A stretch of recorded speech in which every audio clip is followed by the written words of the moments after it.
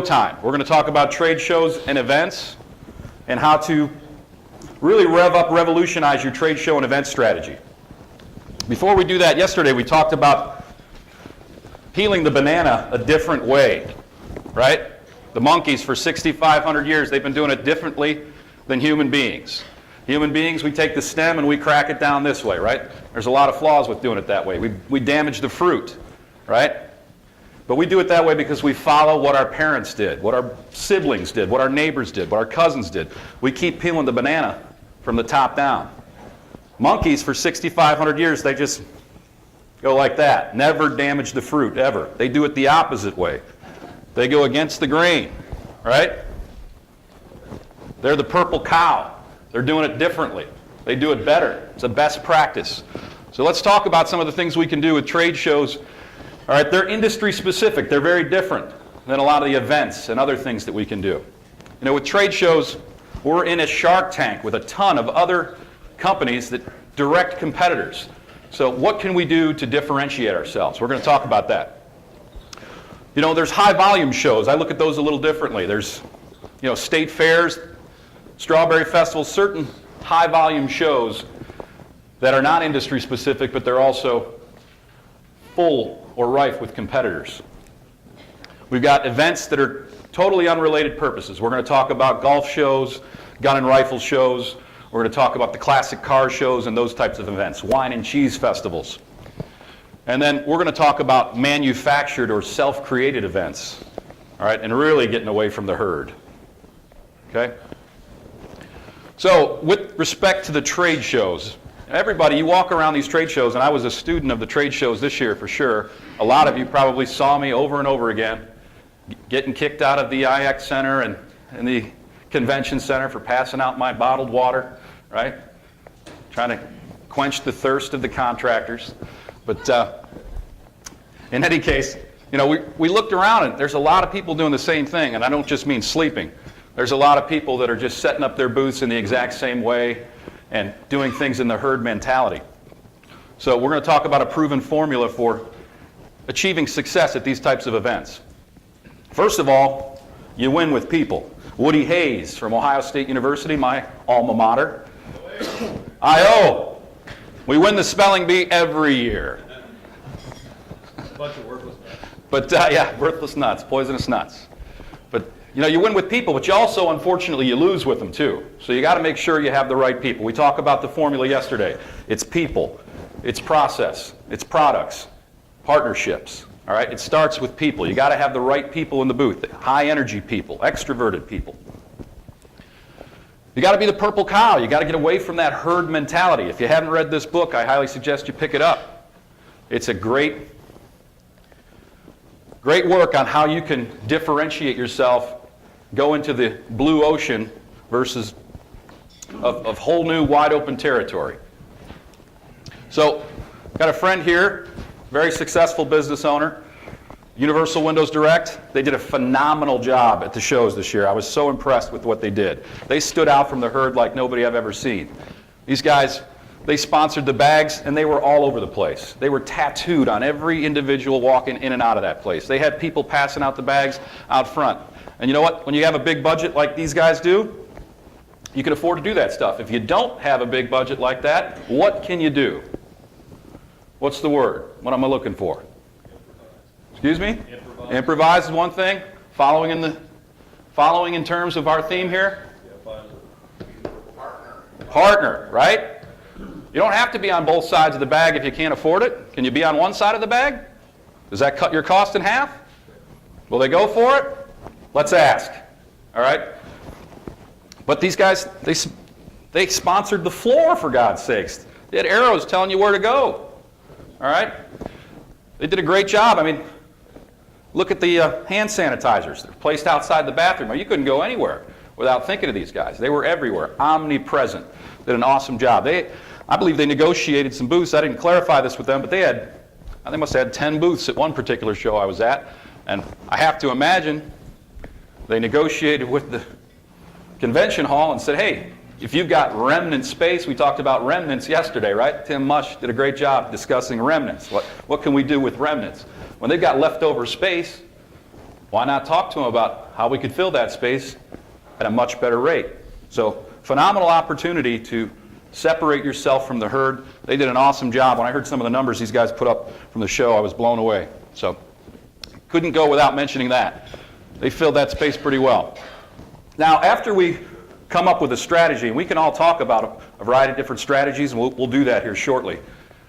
But after we come up with a specific strategy for a given event, we have to have a formula for how, or a process, if you will, for how we're going to handle that event. All right, I've come up with something simple so that you can remember it, so you can train it, so you can coach it. And I call it sip the 7-Up. Stop drinking the Kool-Aid like everybody else and sip the 7-Up instead. Here's how it works. We want you to show up. Half life is just showing up, right? Who said that? Who remembers? Come on. Woody Allen. Thank you, Nick Romer. Half of life is just showing up. Then we got to stand up. The successful people that are telling me all the great stories of the appointments they set, the business they wrote, they don't have chairs in their booth. That is a fact. What did you say last night, Bill, when we were talking about that? We're just no chairs in the booth.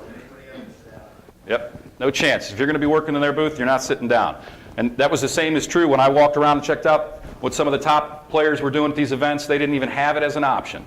They had enough people staffed there, and they had high energy people, they had the right people, and enough people to where if you got to take a break, you got to go to the bathroom, you got to have a cigarette, you got to make a cell phone call, whatever the case may be, it's still covered with the right people.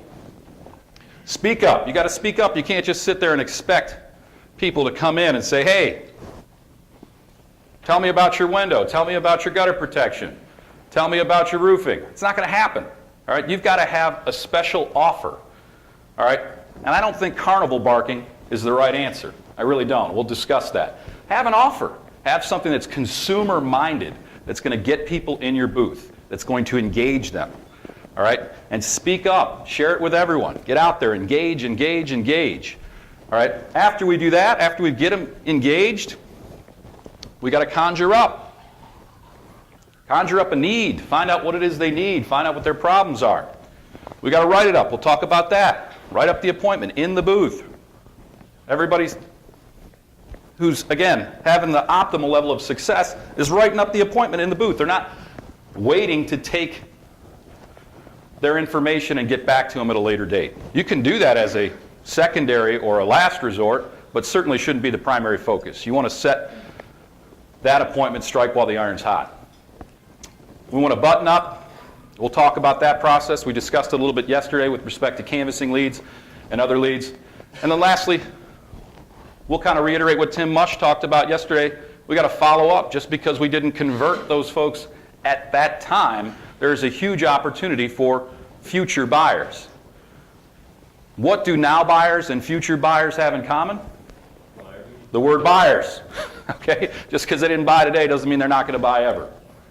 So, we got to show up. A lot of empty booth spaces. Got people, I can't tell you how many breaks there are. Like I said, you got bathroom breaks, you got lunch breaks, you got snack breaks, you got cell phone breaks, you got cigarette breaks. You got more breaks than I'd ever dream of. And the booths are half the time they're empty. You got to stand up. I was at a show in Arizona, dying for sunglasses, right? It's Arizona. And I don't have sunglasses because I live here in Cleveland.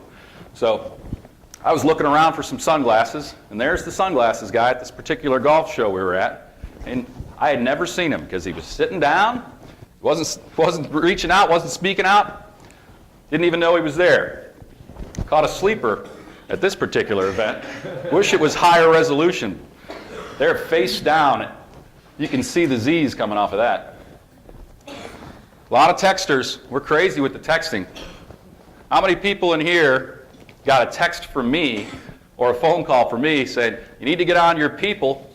I'm walking through the show right now, and they're on their phone. They're not in the booth. There's a few of you in the room. You know who you are. I'm not going to single you out. But I sent some messages saying, hey, you got to get on your people.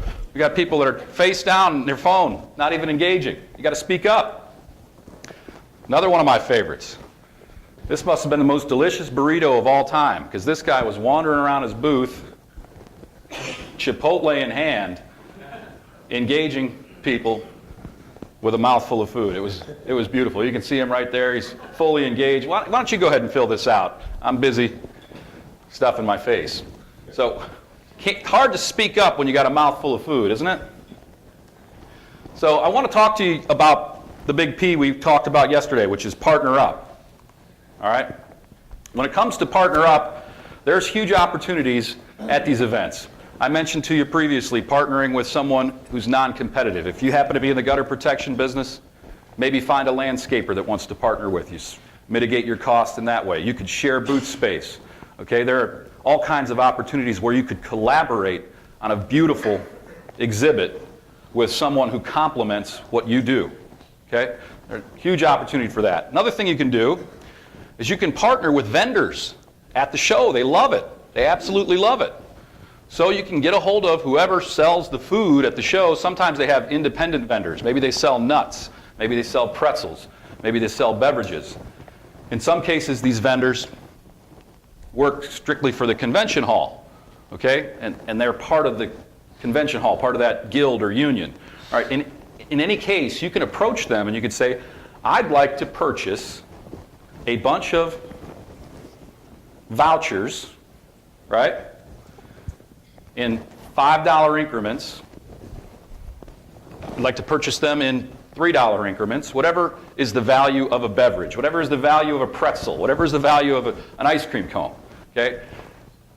You get those vouchers and you use those as your engaging piece, okay? Can I buy you lunch? How's that sound? What's someone going to say? You're going to be the purple cow at your home show? Can you buy me lunch? Excuse me? Yeah, can I buy you lunch? What do you mean? Well, I'd like you to participate in a quick household survey. Like to buy, we'll give you a $5 gift card to go get yourself a sandwich. All right? People stop and engage. You got to give them a consumer-minded reason to engage with you. Not what's our agenda, not what's important to us, what's important to them. Okay, serve. Serve the customer, and they'll reciprocate, I promise you. So big opportunity there for us to partner with different vendors, get ourselves an engaging voucher of some kind, and guess what? When you're making partners with these other people, they're going to drive business to your booth. What do you think this particular vendor is going to do for you? They're going to put up signs at their booth and drive traffic to your location. So a lot of opportunity here. None of us are seeing that opportunity. Very few of us are taking advantage of those opportunities. Really think there's a wide open scenario for us in that regard. Now I want to talk to you about a company I worked with in San Antonio, Texas. I've been working with them for the last about 14 months. And we work together every week on the phone, and I make periodic visits to their business. And this was their 2013 Home and Garden Show at the Alamo Dome. They're a national franchise. They only set 10 appointments. They had 8 presentations, 1 net sale for $16,000. Pretty rough, huh? Well, we did some changing. We changed the people, big time. No more salespeople in the booth, right? That doesn't work too well. They pre-qualified the heck out of those things. If you didn't want to sign up in the booth, then they didn't want to come visit you. That seemed like a waste of gas. So first we changed the people. We put a good core of marketers in